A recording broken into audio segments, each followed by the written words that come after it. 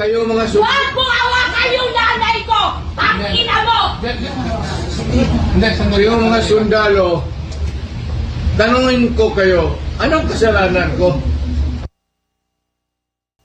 Okay, dito sa video nakikita na si General Torre hinihila yung abogado. Standard procedure po ba ito ng Madam Chair? PNP? Bakit mo kinakaladkad yung abogado? Hindi ba karapatan ng isang akusado, arestado na magkaroon ng abogado? Bakit ayaw ninyong palapitin yung abogado? You right. The time that I'm forcing everyone to board the plane. I'm already forcing the former president to board the plane, ma'am. Tapos na yung napakarami ng optics sa kanilang ginawa dyan, ma'am. And Interesting use po of force. You were forcing them.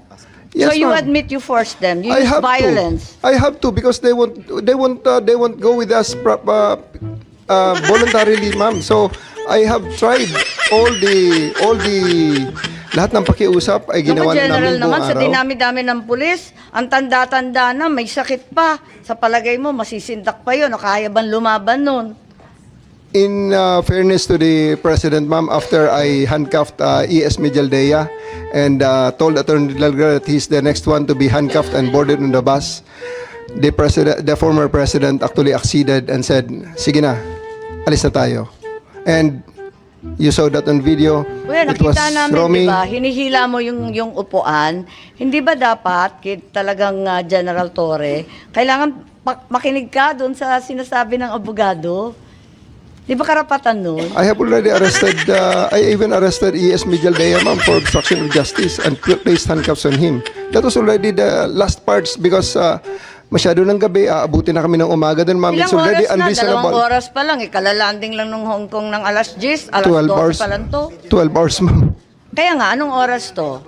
Kasi Mga sabi 7 mo o'clock na- kanina, 10 o'clock. Mga 8 o'clock yan, ma'am. Yung kay Delgra.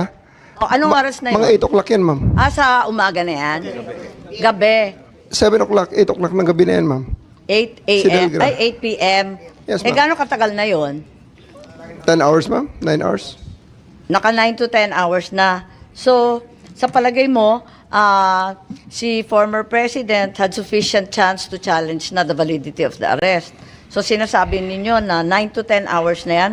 Kasi nakuha niya yung warrant nung alas 12 mahigit. Hating gabi lampas, ano? Tapos, Tanghali, ma'am. Tanghali, ma'am. Niya nakuha ang okay. warrant. Tapos, tumagal pa sila ng ilang oras.